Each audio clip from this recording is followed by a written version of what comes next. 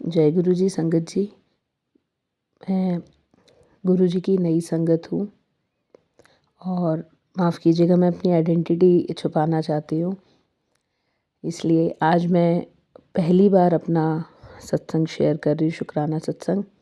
गुरु जी की आज्ञा आज हुई तो मैं आज सत्संग आप सबके साथ शेयर करना चाहती हूँ।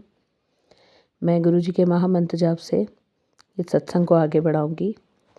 ओम नमः शिवाय, शिव जी सदा सहाय। ओम नमः शिवाय, गुरु जी सदा सहाय। ओम नमः शिवाय, शिव जी सदा सहाय। ओम नमः शिवाय, गुरु जी सदा सहाय। गुरु प्यारी साथ संगत जी, ये सत्संग थोड़ा बड़ा रहेगा तो पूरा सुनिएगा, क्योंकि मैं नई संगत होने के नाते ये कह सकती हूँ कि इतने इतने उपकार हैं हमारे गुरु पिता के कि कुछ कह ही नहीं सकते उस बारे में। मैं बहुत दिन से सत्संग शेयर तो करना चाह रही थी। गुरु पिताजी के मेरे पास फेसबुक पे मैसेजेस भी मैं उनके पढ़ रही थी कि अपना शुक्राना सत्संग शेयर कर बेटा, पर मैं हिम्मत नहीं कर पा रही थी। तो मैं अपना सत्संग शेयर करती हूँ। गुरुजी को मैं 2023-24 में ऐसे ही मैं फ़ेसबुक चलाती थी तो गुरुजी की तस्वीर सामने आ जाती थी। तस्वीर सामने आती थी तो मैं कभी कभी शुक्राना लिख देती थी। उस समय मैं ज़्यादा ध्यान नहीं देती थी। अब 2024 आया। 2024 हमारे परिवार के लिए बहुत ही बुरा समय आया संकट जी। मतलब अच्छे घर से होने के बावजूद हमारे कुछ पैसे बिज़नेस के तकरीबन 40 लाख के करीबन मार्केट में फंसे पड़े और हमारे पास इतने सारे चेक्स पड़े हैं। हमें कोई पैसा नहीं दे रहा था। ब्लैक मैजिक हमारे ऊपर 2018 से चल रहा था। हमें इस चीज़ का पता बहुत देरी से पता चला और धीरे धीरे ब्लैक मैजिक ने हमें ऐसे घेर लिया कि मैं आपको बता नहीं सकती। 8 साल संगत जी, 8 साल मेरे पति अंकल बीमार रहे ब्लैक मैजिक की वजह से, क्योंकि वो इतने नियमबद्ध थे कि सुबह 7:30 बजे दुकान चले जाते थे, चाहे आंधी आए चाहे तूफान आए, किसी से कोई लेना देना नहीं। रात को अपने घर आना और अपने परिवार के साथ समय बिताना। पता नहीं ना जाने हमारी खुशियों को नज़र लग गई। 2017 मेरी बेटी पैदा हुई। उसके बाद से 2017 नवंबर से हमारे ऊपर ब्लैक मैजिक होना शुरू हुआ, पर हम पता करते करते हमें 2019 हो गया। बड़ी मुश्किल से हम इस ब्लैक मैजिक से निकले ही थे कि 2024 में किसी ने हमारे बिज़नेस को ही बांध दिया। मार्केट से इतना पैसा लेना, सब लेना, हमारा बिज़नेस बिल्कुल डाउन हो गया, हमारा कारोबार बिल्कुल डाउन हो गया। उसके बाद हम समझ नहीं पा रहे थे। अपने पैसे मांगते थे तो लोग फ़ोन नहीं उठाते थे, उल्टा हमें ही सुनाते थे कि इतने सालों बाद याद आई है। जैसे तैसे करके ऊपर वाले ने हमारी सुनी। मैं जिससे पैसे मांगती थी अपने परिवार से, अपने दोस्तों से घर चलाने के लिए, तो वो मुझे मिल जाते थे। अब मुझे पैसे तो मिल जाते थे पर कई बार मुझे सबकी सुननी भी पड़ती थी। ऐसे करते करते 2025 आ गया। 2025 तक हम रोज़ एक नई उम्मीद लेते थे कि कल नया सवेरा आएगा, कल नया सवेरा आएगा। उसके बाद 2025 आया। 2025 मई में मेरे ससुर साहब को अटैक आया। मेरे ससुर अंकल भर्ती रहे और बाहर निकल आए। उसके बाद हमारा एक प्रॉपर्टी का विवाद चल रहा था। वो विवाद सुलझाने में मेरे पति अंकल और मेरे ससुर अंकल रोज़ कोर्ट आने जाने लगे। वो प्रॉपर्टी का विवाद जैसे तैसे सॉल्व हो गया। अब उस ड्यूरेशन में ही जब मेरे ससुर अंकल भर्ती थे हॉस्पिटल में, तो मैं एक शुक्राना ग्रैटिट्यूड का कोर्स मेरी मामा की लड़की ने मुझे बताया था, मैं वो कर रही थी। तो मैं शुक्राना ग्रैटिट्यूड से जुड़ गई थी। तो मैं हर चीज़ के लिए थैंकफुल होने लगी, ग्रेटफुल होने लगी। पर लेकिन उसके बाद हल्का बहुत चेंजेस आए। हाँ, पॉजिटिविटी आई मन में, क्योंकि 2024 और 2025 की शुरुआत में ऐसी नेगेटिविटी थी दिमाग में कि हम किसी पे ट्रस्ट भी नहीं कर पा रहे थे। पर मैंने धीरे धीरे उस चीज़ को समझा, उस कोर्स को समझा, तो उसमें पॉजिटिविटी आई।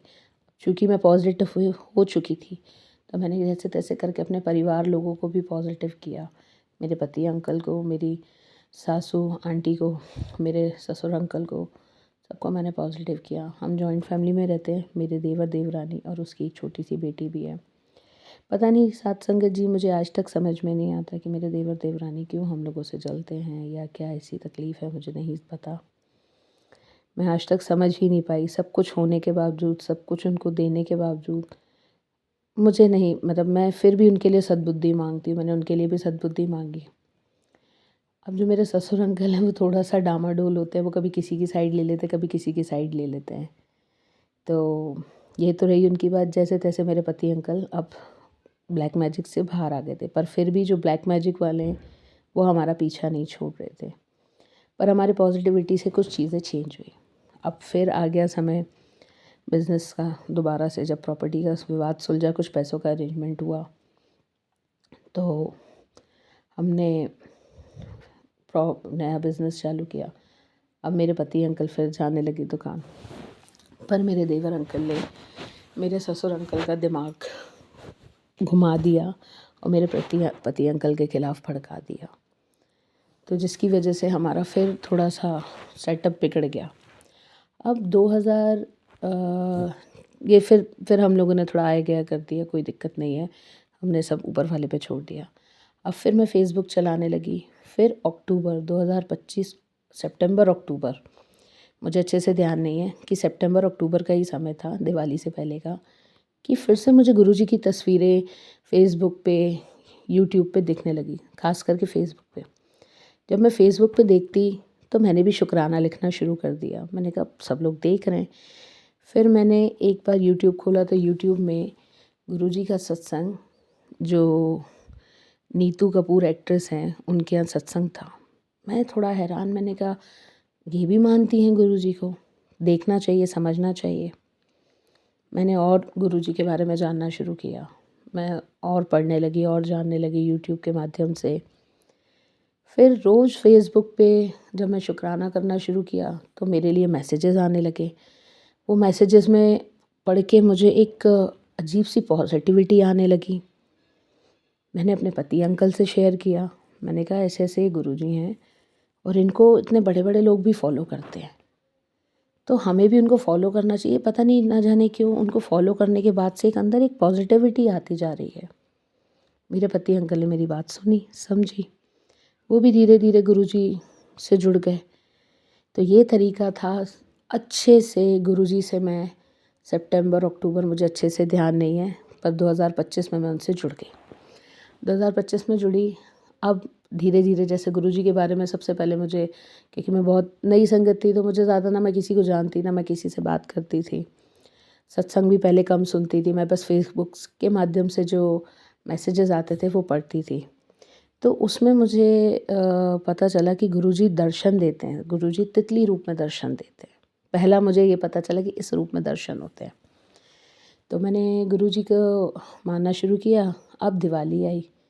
दिवाली पे हमारी दुकान पे सफाई चल रही थी।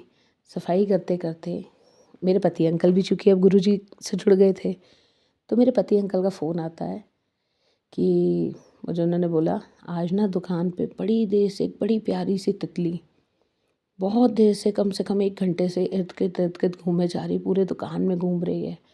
मैंने कहा अच्छा। उन्होंने फिर वो तितली बैठी भी दुकान के कांच पे बैठी और इन्होंने मुझे वीडियो बना के भेजी, कहते देख गुरुजी ने ना दर्शन दिए। मैं ठीक है, मैंने देखा वाकई तितली ने इतने, गुरुजी ने इतने अच्छे दर्शन दिए, इतनी प्यारी सुंदर हल्की ब्राउन ब्लैक कलर की और ऑरेंज कलर के डॉट्स, इतनी प्यारी तितली कि मैं बता नहीं सकती। साथ संगत जी, मैं बहुत खुश हो गई, मेरा मन बहुत खुश हो गया। अब मैं तरसने लगी, मैं गुरुजी से प्रार्थना करने लगी, गुरुजी आप मुझे साक्षात दर्शन कब देंगे। और देखिए गुरुजी की मेहर इतनी हुई कि दिवाली वाले दिन, जो इतना पावन दिन, इतना शुभ दिन, उस दिन मैं बाहर खड़ी थी, मेरे पति अंकल और हमारा दुकान का सर्वेंट बाहर मेन गेट पे कुछ काम कर रहे थे और वो दुकान जाने को थे, तैयार थे। तो एकदम से पता नहीं कोई तितली, वही ब्राउन और ब्लैक शेड में वो तितली कहाँ से आई और आके मेरे राइट हैंड के अंगूठे पे बैठ गई। बैठ के साथ संगत जी सिर्फ 2 सेकंड में वो तितली उड़ गई। मैं इतनी खुश, मतलब मैं बता नहीं सकती, मेरे पाँव ज़मीन पे नहीं टिक रहे थे। इस तरीके से गुरुजी ने पहली बार मुझे दर्शन दिए। अब आया नवंबर का समय। नवंबर का समय आया, नहीं अक्टूबर में ही, अक्टूबर में ही मैंने गुरुजी का फिर एक स्वरूप ऑनलाइन ऑर्डर किया और अपने दुकान के लिए बुलवाया। मैंने ये बड़ी वाली जो हमारी पुश्तैनी दुकान है, इसमें मेरे पति अंकल, देवर अंकल और ससुर अंकल तीनों बैठते थे, तो मैंने वहाँ पे गुरुजी का स्वरूप लगवाया। उसके बाद हमारा बिज़नेस रन करने लगा और अच्छे से। अब धीरे धीरे पता नहीं फिर मेरे देवर अंकल का क्या हुआ कि उन्होंने फिर मेरे ससुर अंकल का ब्रेन वॉश करना शुरू किया। अब हमारा ये डिसाइड हुआ कि हम किराए की दुकान लेके, भाई रोज़ रोज़ के झगड़ों से अच्छा है कि शांति बरतो। और गुरुजी के मैसेज भी आते थे कि बेटा कुछ अच्छा होगा, कुछ बड़ा होगा आने वाले समय में, तू बस शुक्राना कर, तेरे को घर, गाड़ी, पैसा सब होगा, तेरा सब अपना होगा। फिर गुरुजी के मैसेज ये भी आते थे, तूने बहुत सहन किया है, तू अपने दर्द को छुपाई बैठी है। मैं गुरुजी की तरफ और अट्रैक्ट होती चली गई। धीरे धीरे मेरा इतना विश्वास बढ़ गया कि गुरुजी तो बिल्कुल मन की बातें बता देते हैं। अब मैं थोड़ा डरने भी लगी। फिर मैं थोड़ा सा धीरे धीरे स्टेप मैंने लिया, जैसे जैसे मुझे गुरुजी के मैसेज मिलते गए। अब ऐसे करके मेरी ससुर अंकल और मेरी सासू आंटी भी गुरुजी को मानने लगी। वो भी उनके स्वरूप के आगे हाथ छोड़ने लगे। अब बात आई अब नवंबर में फिर हमारे घर थोड़ा सा झगड़ा हुआ बिज़नेस को लेके, जो कि मैंने आपको बताया देवर अंकल की वजह से। फिर मैंने अपने पति अंकल को कहा कि आप एक काम कीजिए, ठीक है आप एक किराए पे दुकान ले लीजिए और अपन वहाँ बैठेंगे। मैं भी उनके साथ जाने लगी। मैंने एक स्वरूप वैसा ही और ऑनलाइन ऑर्डर करके उस दुकान पे पहुँचाया। अब उस दुकान पे पहुँचाया, फिर हमारे ऊपर ब्लैक मैजिक होना शुरू हो गए, क्योंकि मेरे पति अंकल में गुरुजी की कृपा से इतनी समझ है कि बिज़नेस को कैसे चलाना है। साथ संगत जी उन्होंने फिर वहाँ पे बिज़नेस चालू किया, मैं भी बैठने लगी। अब हम दुकान खोले, उससे पहले कभी नींबू, कभी खून के धब्बे, कभी कुछ पर एक बात है गुरुजी की साथ संगत जी, ये उस व्यक्ति को नहीं पता था जो हमारा पड़ोसी, हमें ये पता चल गया था कि ये काम हमारा पड़ोसी कर रहा है। गुरुजी की इतनी मेहर रही, क्योंकि वही जलता था। ये समझ में आ रहा था जब वो हमारे ग्राहकों को आने से रोकता था, हमने देख लिया था। तो उसे ये नहीं पता था कि अंदर जो स्वरूप लगा है वो महाशिव का लगा है, और उसका ये तंत्र मंत्र किसी काम का नहीं रहेगा। 4-5 दिन, 2-3 दिन हमारी बिज़नेस पे थोड़ी सी दिक्कत आती थी। फिर गुरुजी की मेहर इतनी रहती थी कि वो कुछ नहीं कर पाता था।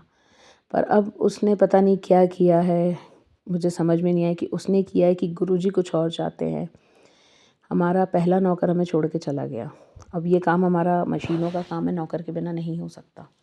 हमने दूसरा सर्वेंट देखा, दूसरा सर्वेंट भी कुछ दिन वहाँ टिका, महीने 1.5 महीने टिका। वहाँ पे ग्राहक नहीं आते थे, उनकी एक्स्ट्रा इनकम नहीं हो पाती थी सैलरी के अलावा, तो वो चले गए। वो भी चला गया। अब वो चला गया तो हमारा थोड़ा सा दिमाग ख़राब हो गया। हमको हमारे ससुर अंकल ताने देने लगे कि तुम लोग बहुत होशियार हो। ये एक तो वो खुद ही नहीं किसी की सुनते और ऊपर से हम ही ताने देने लगे, तो हमें थोड़ा बुरा लगा। फिर मेरे पास कुछ टाइम से गुरुजी के मैसेज आ रहे थे कि बेटा कुछ तो बड़ा होने वाला है, कुछ तो बड़ा होने वाला है।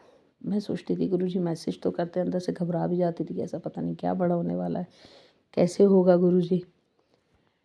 मैंने गुरुजी पे छोड़ दिया। अब गुरुजी पे छोड़ा, एक दिन गुरुजी का मैसेज आया कि बेटा तूने बहुत सहन किया है, तूने सबके लिए सब कुछ किया है, पर तेरी भावना कोई नहीं समझ पाता। अब आर या पार की हो जाएगी लड़ाई, आर या पार, तू घबराना नहीं, तेरा पिता तेरे साथ है। ठीक है, मैंने इनसे बात की। मैंने अपने पति अंकल से कहा कि हम भी अब पुश्तैनी वाली दुकान पे बैठेंगे, हम अब किराए की दुकान पे नहीं बैठेंगे, एक बार तो बात करनी पड़ेगी। हमने बात की गुरुजी का नाम लेके। उस दिन झगड़ा तो बहुत हुआ। अब मुझे गुरुजी की योजना का तो पता नहीं था कि वो हमारे लिए कुछ अच्छा करने जा रहे हैं, और कैसे करेंगे ये तो गुरुजी जानते हैं। ये तो पता है गुरुजी ने अच्छा करना है, पर वो किस तरीके से करते हैं साथ संगत जी, ये गुरुजी ही जानते हैं। हम इस पे कोई भी उंगली नहीं उठा सकते, या हम ये नहीं कह सकते कि गुरुजी हमारी सुन नहीं रहे, वो सुनते हैं, पर वो आपको कब क्या देंगे ये उनके ऊपर है। अब उन्होंने क्या किया, अब चूँकि एक दुकान पे 3 लोग तो बैठ नहीं सकते थे, इसलिए उन्होंने हमें किराए की दुकान दिलवाई। अब हमें उनकी योजना समझ में आ गई कि गुरुजी एक्चुअल क्या चाहते थे। अब डिसाइड, उस दिन तो झगड़ा हो गया गुरुजी उस घर पे। अब उसके बाद डिसाइड ये हुआ कि मेरे जो ससुर अंकल हैं वो हमारी किराए की दुकान पे बैठेंगे, और इस दुकान पे मेरे पति अंकल और मेरे देवर अंकल बैठेंगे। मेरे देवर अंकल का काम दूसरा है, टायरों का काम है हमारा, उनके पुराने टायरों का काम है, हमारा कारों के टायर और मशीनों का काम है। तो अब मेरे ससुर अंकल किराए की दुकान पे बैठते हैं और कुछ ही दिनों से, अभी 4-5 दिन हुए हैं, 1 हफ़्ता हुआ है, और मेरे पति अंकल इस अपनी पुश्तैनी दुकान पे बैठते हैं। अब ये तय हुआ, और हम अपने मेरे ससुर अंकल 70 साल की एज के हैं, 2 बार अटैक भी आ चुका है। मेरे पति अंकल हमेशा उनसे कहते हैं कि पापा मैं आपको सपोर्ट करूँगा, मैं तो बैठा हूँ, आपका बड़ा बेटा तो बैठा है। पर वो पता नहीं क्यों, ना जाने एक ज़िद पकड़ के बैठे हैं। इस उम्र में माँ बाप कहते हैं कि बच्चे हमें आराम दें। हम तो साथ संगत जी, ये गुरुजी जानते हैं कि हम उनका साथ देने को तैयार हैं। हम उनसे कहते हैं आप आराम करो, घूमो फिरो, हम खर्च करेंगे, हम कमाएंगे, हम ध्यान रखेंगे आपका। पर पता नहीं क्यों वो एक ज़िद पकड़ के बैठे हैं कि नहीं, मैं तो जब तक जिंदा हूँ, जब तक मेरे हाथ पैर चल रहे हैं, तब तक मैं करूँगा। आप काम करो, मना थोड़ी है। हर इंसान को किसी के ऊपर डिपेंड नहीं होना चाहिए साथ संगत जी। पर इस उम्र में माँ बाप कहते कि बच्चे हमें सपोर्ट करें, हम सपोर्ट करें तो वो लेना नहीं चाह रहे। मैं गुरुजी से बस यही प्रार्थना करना चाहती हूँ कि मेरे घर में अब कोई ब्लैक मैजिक या सुख शांति में कमी ना आए। मेरे घर में बस सुख शांति हो। मेरे ससुर अंकल, मेरी देवरानी आंटी और मेरे देवर अंकल को सद्बुद्धि बख्शें। बस उन्हें भी सतमार्ग पे ले आएँ, उन्हें भी सही गलत फैसला करने में सोच उनकी बदलें।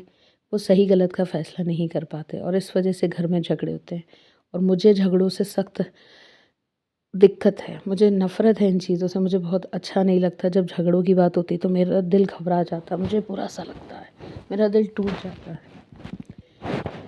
इस तरीके से गुरुजी ने हमारे घर का माहौल तो बदला है और हमारे अंदर एक पॉजिटिव चेंजेस हैं।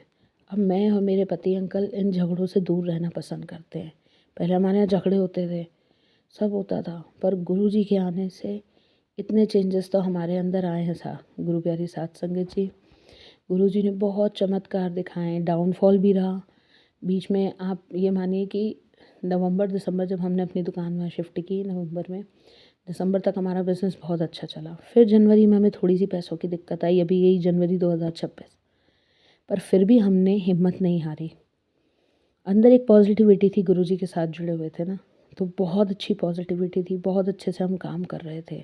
हम पहले पैनिक हो जाते थे, अब हम पैनिक नहीं हुए, क्योंकि हमें पता था कि हमारी डोर ऐसे महाशिव के हाथ में है जो कभी अपने बच्चों को गिरने ही नहीं देंगे।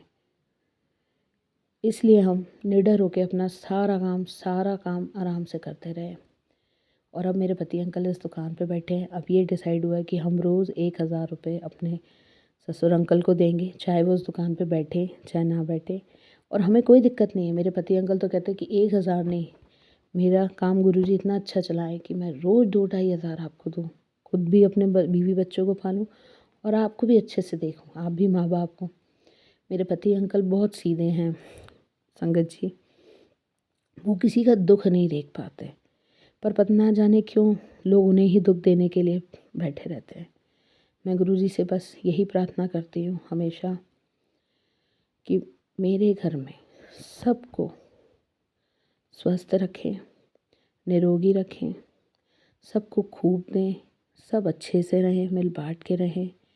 हमारे घर में 2 बच्चियाँ, एक मेरी बेटी है, एक मेरी देवरानी की बेटी, दोनों बहनें अच्छे से रहें, उनको भी सद्बुद्धि बख्शें और गुरुजी हमको भी सद्बुद्धि बख्शें। हमारा मन नीवत मत ऊँची रखें और हमारे अंग संग हमेशा बने रहें, अपना मेहर वाला हाथ हमारे ऊपर हमेशा रखे रहें। गुरु प्यारी साध संगत जी, अरदास के बाद सबके लिए कहते हैं, नानक नाम चढ़दी कला तेरे बाने सरबत्ता भला। मैं वही मांगती हूँ गुरुजी से, मैं सरबत्ता भला मांगती हूँ।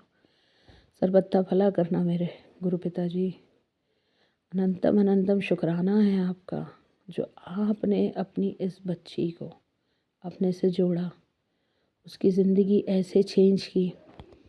बातें तो बहुत सारी हैं, बहुत है, मैं कहूँ तो 1-1.5 घंटा खिंच जाए, पर मैं इस सत्संग को शॉर्ट में ही, इतने में ही आपको सारी बात बताना चाहती हूँ कि आप बस गुरुजी पे अपना भरोसा बना लीजिए। गुरुजी ने आपको कहीं गिरने नहीं देना, कहीं भी। मैं पहले गुरुजी से मांगती थी, पर अब मैंने उनको मानना शुरू कर दिया। मैं उनसे मांगती नहीं हूँ, वो जानी जान है, उन्हें सब पता है, हमें कुछ कहने की ज़रूरत ही नहीं पड़ती। वो आपसे पहले आपके दिल की जानते हैं, आपके दिल में क्या चल रहा है, आप किस बात से परेशान हो, आपकी आने वाली परेशानी से वो अवगत हैं। सत्संग सुना के गुरुजी हमारे दुख कष्ट काटते हैं। उनके बहुत सारे मुझे मैसेजेस कैंसर को लेके भी आ रहे हैं, बहुत सारे। मैं रोज़ सुनती हूँ, जब समय होता है मैं सुन पाती हूँ, मैं सुन लेती हूँ। मैंने उनका जल प्रसाद घर पे बनाना शुरू कर दिया है, और चंदन तिलक अभी जो मेरे पास था मैंने उसको ब्लेस करवा के लगाना शुरू कर दिया है। मैं बड़े मंदिर अभी तक नहीं जा पाई हूँ, बुलावा तो उनका आ रहा है, बस अब गुरुजी जिस समय सारा अरेंजमेंट करा देंगे मैं बड़े मंदिर भी जाऊँगी। बस मैं गुरु पिताजी से यही प्रार्थना करती हूँ कि जल्द से जल्द मुझे बड़े मंदिर बुला लें। मेरे पति अंकल जब ब्लैक मैजिक से ग्रस्त थे तब उन्हें नशे की आदत लग गई थी। जैसे तैसे 2021, 22, 23 में मैं उनको इस नशे से बाहर लेके आई हूँ। मुझे पूरे 8-9 साल लग गए इस चीज़ को करते हुए, 8 साल। तो अब गुरु पिताजी से बस इतनी प्रार्थना है कि जो 20% थोड़ा सा ऐब इनमें रह गया है, ये आपका जल प्रसाद श्रद्धा से पीते हैं, आपके इस जल प्रसाद से, आपके आशीर्वाद से, आपकी कृपा से उनका ये ऐब भी छूट जाए।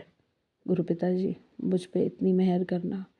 मेरी बच्ची, वो भी आपकी बच्ची है। मेरा मायका परिवार, मेरा ससुराल परिवार, सब पे अपना मेहर वाला हाथ रखना, सब पे हमेशा अपनी कृपा बनाए रखना गुरु पिताजी। आपके सिवा कोई नहीं है। 14 साल की थी जब मेरे पापा ख़त्म हो गए थे। मैंने ससुर अंकल में अपने पिता को देखना चाहा। वो कहते तो बेटी हैं, पर वो उस तरीके से नहीं मानते। फिर आपसे, पर आप भी तो जानी जानो, आपको मेरे दुख दर्द का पता था। आपने मुझे अपने आप से जोड़ा और इस बच्ची को फिर से पिता का प्यार मिलने लगा, और मैं अब अपने आप को कभी अकेला नहीं समझती गुरु पिताजी। बस इसी तरह अपना मेहर वाला हाथ हम सब पे बनाए रखना। यहीं मैं अपने सत्संग को विराम दूंगी। अगले शुक्राना सत्संग की तैयारी करूंगी और जल्द से जल्द कोशिश करूंगी कि आप सबके साथ फिर अपना शुक्राना सत्संग शेयर करूं। गुरुजी के महामंत्र जाप से मैं ये सत्संग यहीं पे विराम दूंगी। ओम नमः शिवाय, शिवजी सदा सहाय। ओम नमः शिवाय, गुरुजी सदा सहाय। ओम नमः शिवाय, शिवजी सदा सहाय। ओम नमः शिवाय, गुरुजी सदा सहाय। जय गुरुजी, शुक्राना गुरुजी, अनंतम अनंतम बार शुक्राना मेरे गुरु पिता, मेरे गुरु महाराज। जय गुरुजी।